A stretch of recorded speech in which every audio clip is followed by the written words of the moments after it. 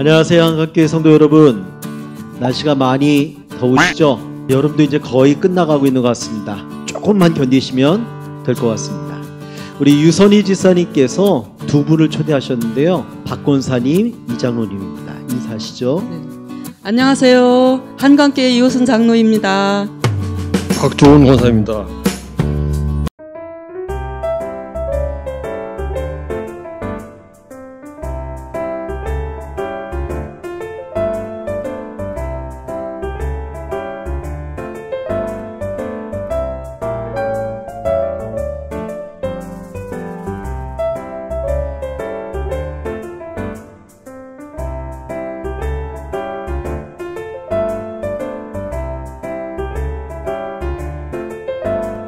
두 분은 교회에서 어떤 사역들을 감당하고 계신가요?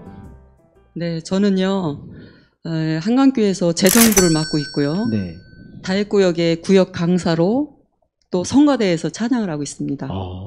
맡으신 일이 많으시네요.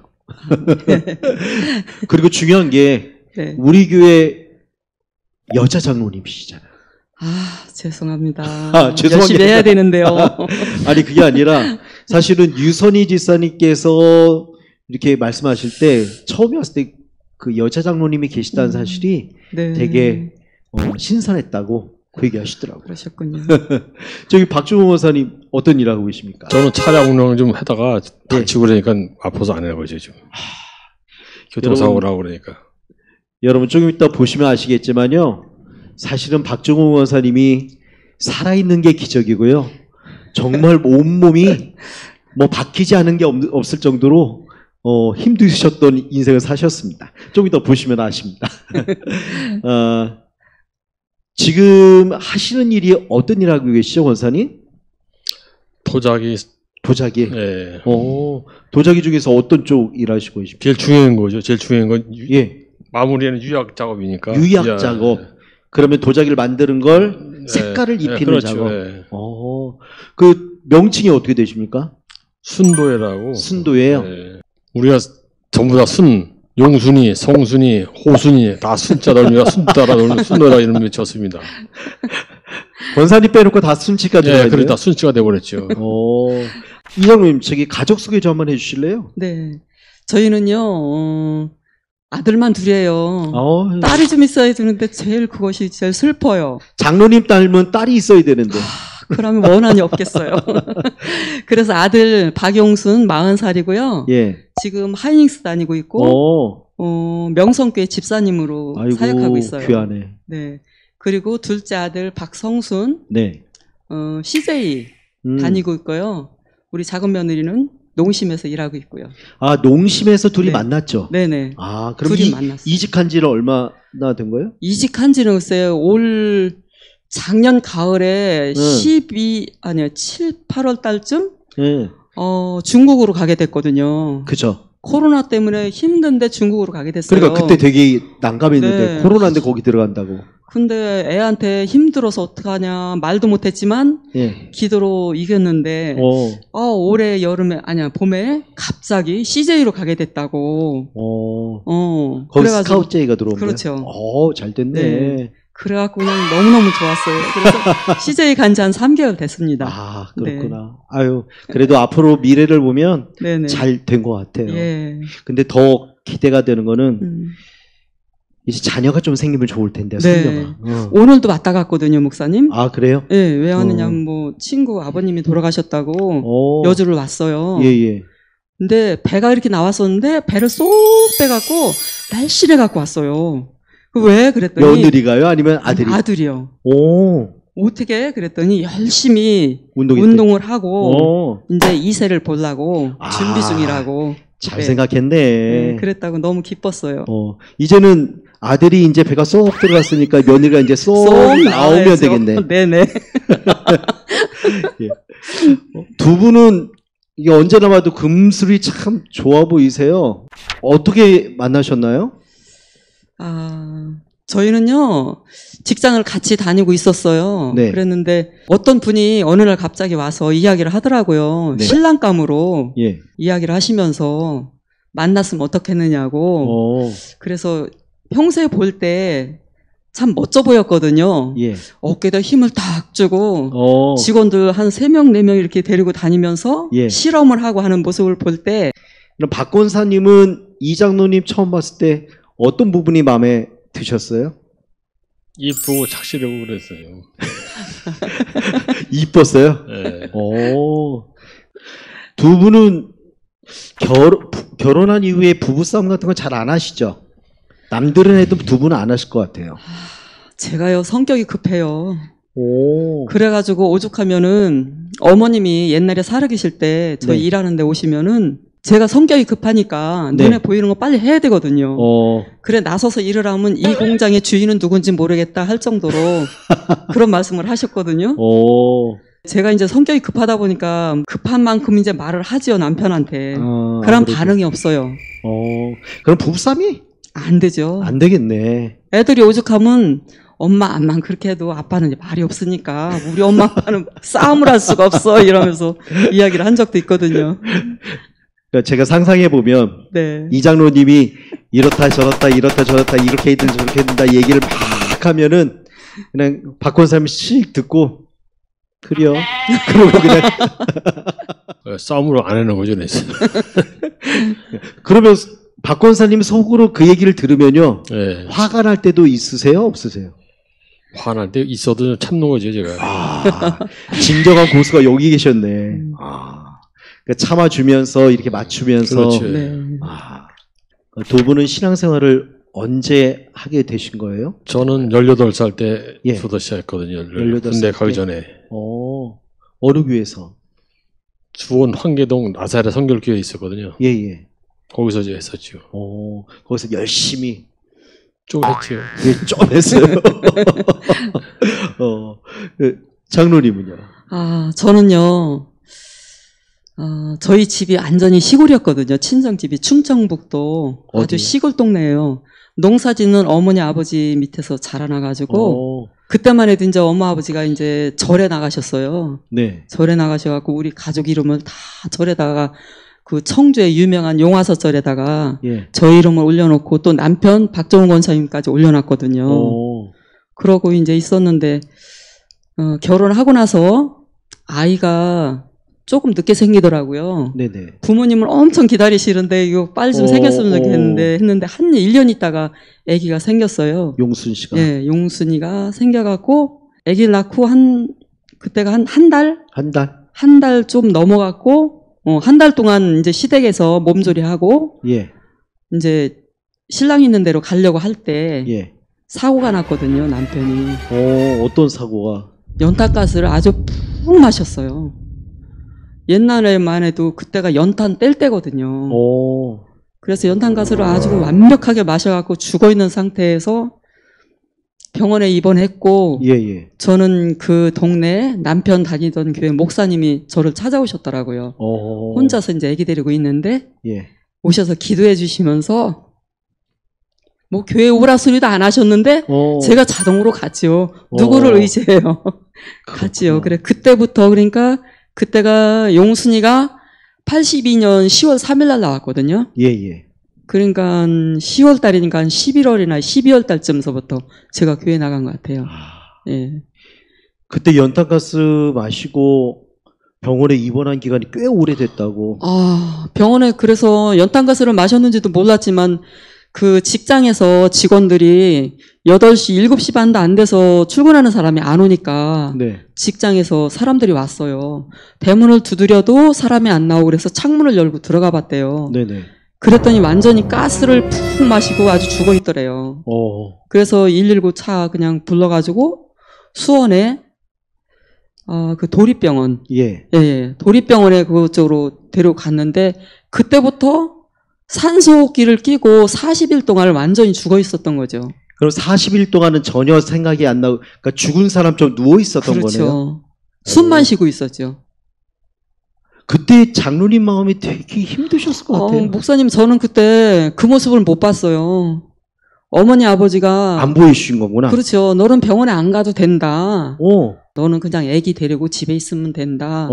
이런 말씀을 하셔가지고, 좀 이상한데? 그 젊은 나이에. 그때가 제가 25에 결혼했거든요. 오. 27살 때 될 거예요. 아버님이 가셨다 오셨다 하면서 하루는 한 20일 넘으니까 오늘은 방구를 낚였네 이러시더라고요.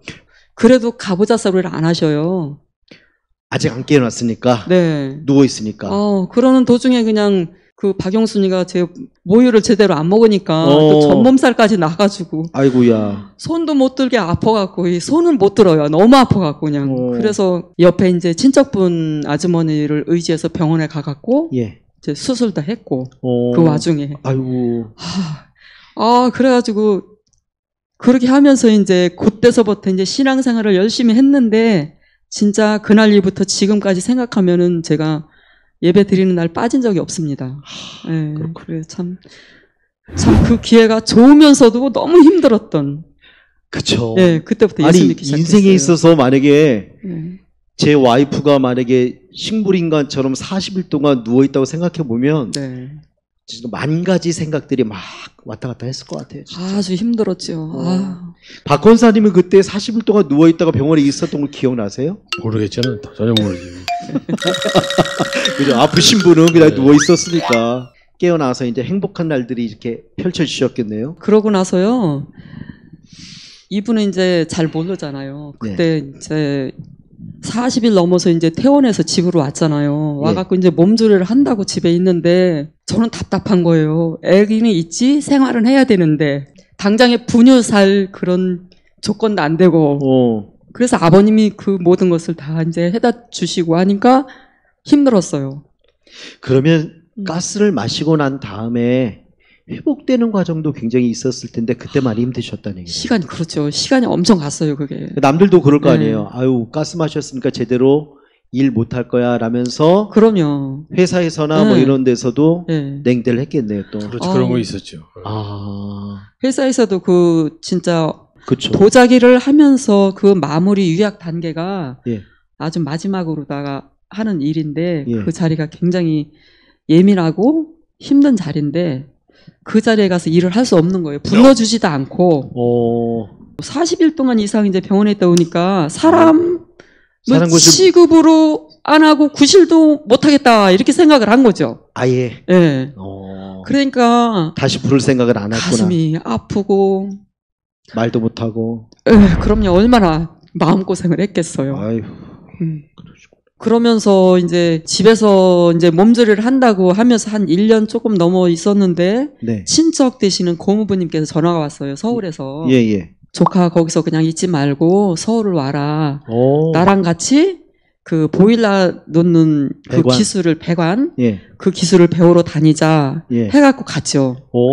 아이고 잘 됐다고 이제 해방이다 하고. 저는 얼마나 좋았는지 몰라요 그때. 어찌됐든 새로운 기회가 생겼고 시아버지가 많이 도와줬지만 그곳에서 바늘방석이었으니까.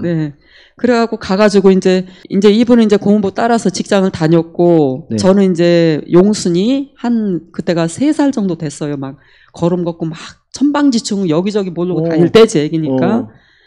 그랬는데 한 6개월 정도 있었는데 애기가 갑자기 없어진 거예요. 용순이가요? 용순이가요. 용순아 여기 잠깐만 있어. 엄마가 저녁 쌀 씻어놓고 바로 나올 거니까 여기 가만히 있어. 그랬는데 나와보니까 애가 없어진 거예요. 그래서 그 무학동이라는 동네는 산 꼭대기인데 길이 한 수십 갈래예요. 골목길이. 이리 가야 되나 저리 가야 되나 어떻게 할 수가 없는 거야. 아주 그냥 우왕좌왕하고 제 마음이 애는 없어졌지. 그래갖고 큰 길까지 나가다가 어쩔 수 없이 이제 얼마나 손주를 귀하게 여기고 사랑했는지 몰라요. 제가 손주 낳았다고 어머님 아버님 엄청 좋아하셨거든요. 그래갖고 일단은 전화를 했죠. 했더니 얼른 파출소에 가서 신고를 하라. 그렇게 해갖고 파출소로 가려고 하는데 손을 붙잡고 오는 거예요. 애기를.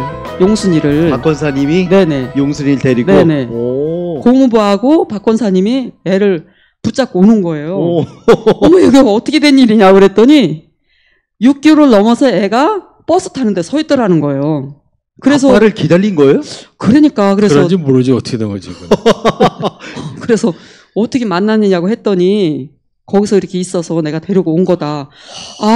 그래서 그때는 진짜 아버지 자칫하면 고나이 또래 얼마나 감사한지. 아이들 그때 많이 잃어버려서 고아원에 네. 많이 데리고 가고 그랬는데 지금도 텔레비에서 아기 찾는 소리만 나면은 그때 일을 생각하면서 우리 용순이 잊어버렸으면 지금 내가 어떻게 살았을까 그 생각만 하면은 정말 식겁하셨겠어요. 얼마나 놀랐는지 몰라요 그때. 서울에서 그럼 배관일 잘 하시고 그러죠. 돈도 잘 버시고 그러셨어요? 배관일을 했지만 예. 돈은 별로 못 벌었어요. 뭐 이제 배우는 상태니까 얼마 뭐 월급을 타는지 저는 기억도 잘 안 나요 그때 월급은. 예. 그러다가 또 사고가 났어요 목사님. 또요? 한밤중에 전화가 온 거예요 병원에서. 한밤중에? 예. 병원에서 그때만 해도 저희는 휴대폰이 없었거든요. 그렇죠. 근데 어떻게 병원에서 우리 형님이 서울에 살았거든요. 예. 형님한테 전화가 와갖고 형님이 저희 집 안집으로 전화가 와서 마포대교에서 사고가 났으니까 와봐라 해갖고 한강성심병원으로 갔어요. 한강성심병원? 네네. 예. 그래서 가보니까 뭐 중환자실에서 뭐 그냥 뭐 소리만 빽빽 지르면서 사람이 정신을 못 차리더라고요. 교통사고를 당한 거예요? 네. 아이고, 본인은 잘 모르겠는데 뭐 마포대교를 예. 뭐 운동을 했대요. 운동을 하는데 차가 와서 들이받았나 봐요.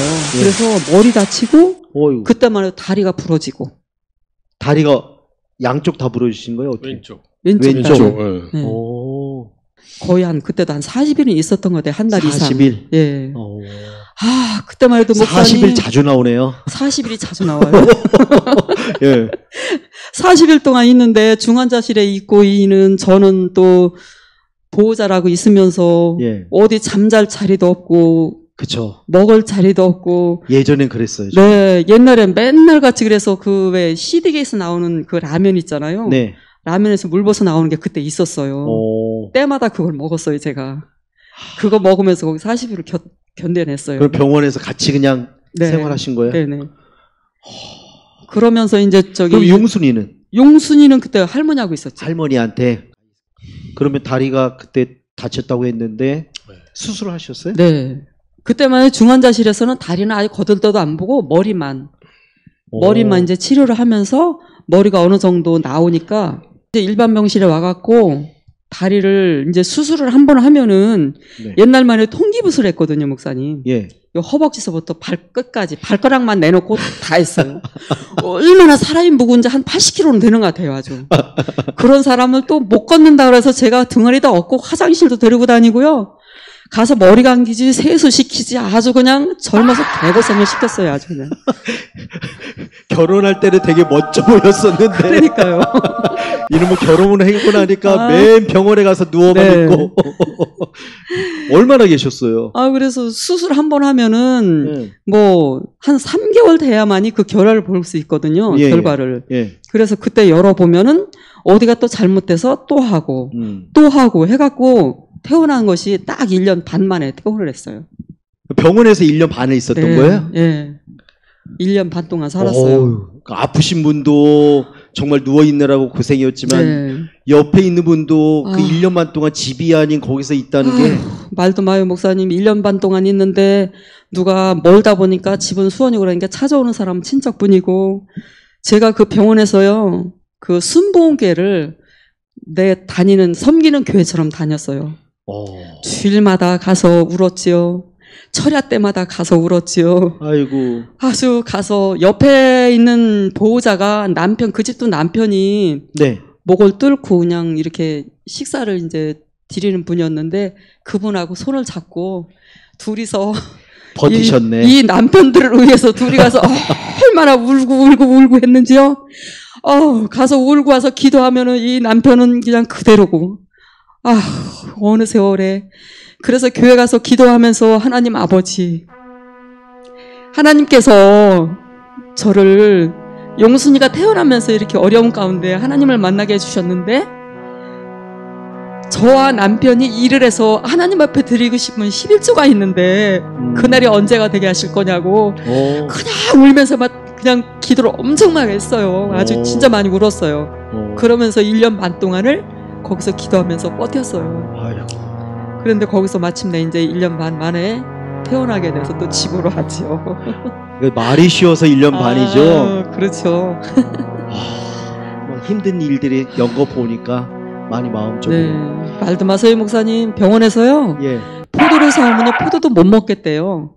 껍데기를 까갖고 씨까지 다 빼서 먹여줘야 먹었어요. 아주 왕대접 받았죠, 거기서. 얼마나 귀하게. 전혀 안 그럴 것 같았는데, 박 권사님. 안 그래요. 정말 그러셨어요? 네. 또 기억이 안 나신다 그러려고. 모르겠네. 그렇다 그러니까. 아유. 아니, 전혀 상상은 안 가요. 아유. 아니, 그러면 거기서 이제 퇴원하시고 나서 그러면 네. 배관일 계속 하셨던 거예요? 아니에요. 못했죠. 그러고 못했죠. 네, 집으로 왔죠. 수원으로. 예. 집으로 와갖고 한번 이제 친정을 간다고 갔어요. 네. 갔더니 이제 친정에서 다 알잖아요. 예. 남편이 이제 사위가 이제 죽을 줄만 알았던데 이제 살아났다 해갖고 오죽하면 친정 아버지하고 작은 아버지들이 호순아 네가 참 복이 많다. 참 복이 많다. 왜요? 그랬더니 남편이 살았으니까 복이 많지 이러시더라고요. 2번 살려냈네.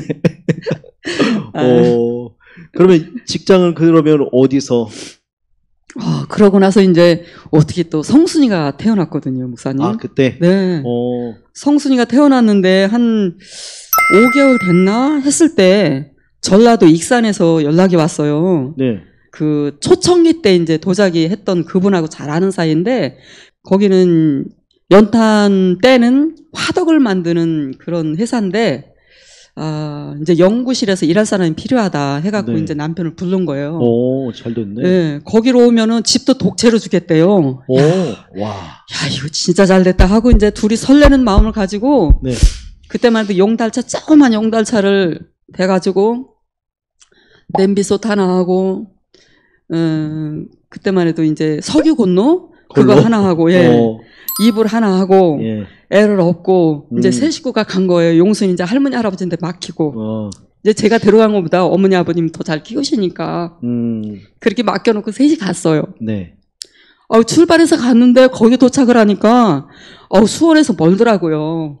깜깜한 밤에 이제 독채라고 해서 들어가는데 불도 이렇게 환하지가 않고 무슨 뭐 초롱불보다 더 약한 겨우 사람이 들어갈 정도의 그런 밝기였었어요. 밝기가. 그래서 그런 데를 이제 세 식구가 이제 들어가다 보니까 막 얼굴에 막 자꾸 뭐가 걸려요. 그래서 이건 뭐지 하면서 막 이렇게 뜯어가면서 들어가서 보니까 아침에 일어나 보니 그것이 다 그 거미줄이었더라고요. 그럼 그 집이 쓰지 않는 집이었어요? 네, 한 20년 이상 묵혀놨던 집이래요. 그래, 독채는 독채인데, 안방은 완전히 옛날 짐으로 꽉 차 있고, 저희 쓰라는 방은 골방 같은 쬐그만 방, 세 식구가 자면 딱 맞는 그런 방이었어요. 독채가 아니네. 독채는 독채인데, 독채가 아닌 독채였어요. 그래서 거기서. 안 쓰던 집을 갖다 한 칸을 내준. 그렇죠. 그럼 거기서 어떻게 행복하게 잘. 거기서 이제 하룻밤을 어떻게 자고 일어나서 보니까 네. 옆집하고는 담도 없는 그런 사이였었어요, 저희 집이. 근데 그 젊은 애기 엄마가 저보다 한 10살은 아래더라고요. 예. 보더니 그래요. 어서 이사 왔느냐고 그래서 수원에서 왔다. 예. 그러면서 저희 형편을 와서 보더라고요. 예. 보더니 그러지 말고 성순이 엄마 우리 집에 와서 밥 먹어요, 같이. 그렇게 하는 바람에 그 집에 가서 밥을 먹다시피 하고 일도 해주고 교회도 가족처럼 교회도 같이 나가고 뭐 잠만 따로 잤을 뿐이지. 네, 한 식구처럼. 네네. 그래서 정이 들어가지고 새벽 예배도 다니고 뭐 주일 예배도 다니고 열심히 사역을 했어요. 그렇게 하던 중에 또 남편이 또 그 회사를 그만두게 됐어요. 문을 닫게 됐거든요. 1년도 안 됐는데 그렇게 돼갖고 당장 이제 일은 해야 되겠고 취직 자리는 없고 어떻게 해요. 그 양계장을 한 3일 정도 일을 하러 갔거든요. 양계장에?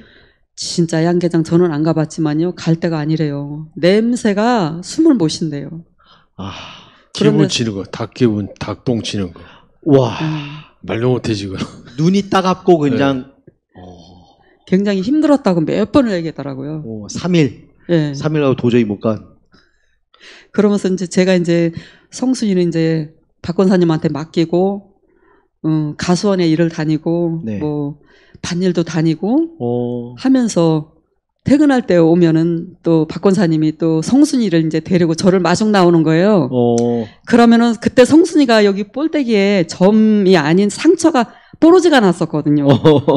이렇게 손가락처럼 컸었어요. 그거를 달고 잠바를 머리를 쓰고 둘이서 이제 아장아장 걸어놓은 모습이 지금도 상상이 돼요. 아이고 이뻤어요 그때. 그렇구나. 그렇게 고생을 하다가 예. 또 이제 스카우트 제의가 또 들어왔어요.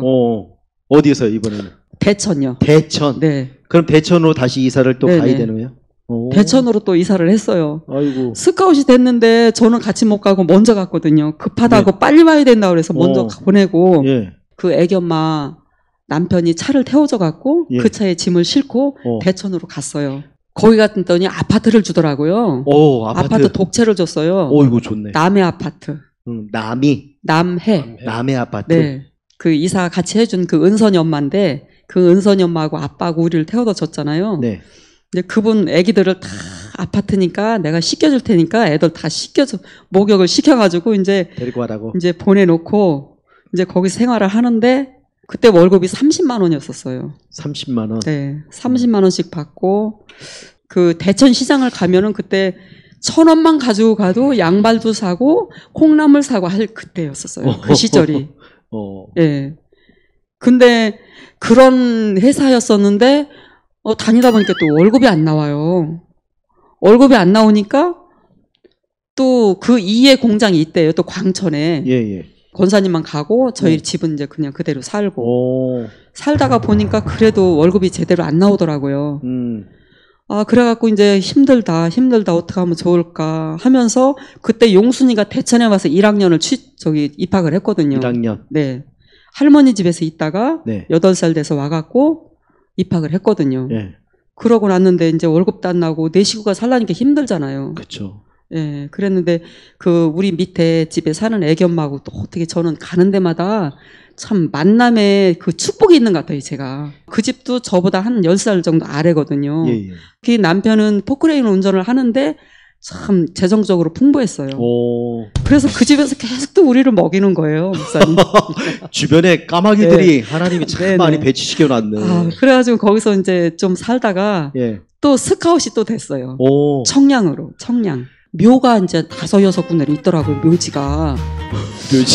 근데, 묘지가 다 있더라고요. 근데 생각도 안 하고 무섭지도 않고 그냥 아무 생각 없이 걸어가는데 갑자기 까만 거 입은 사람이 눈이 반짝반짝하고 까만 거 입은 사람, 하얀 거 입은 사람이 막 이리 뛰고 저리 뛰고 하니까 놀라가지고 우리도 그냥 담배굴련이 그런 걸 좀 모르는 것 같아. 생각도 안 하고 있다 그 높은 데서 그냥 막 뛰는데 얼마나 발걸음이 빠른지요. 위에서 막 밑으로 막 날아가는 거예요. 우리도 그냥 날려서 내려오셨어요?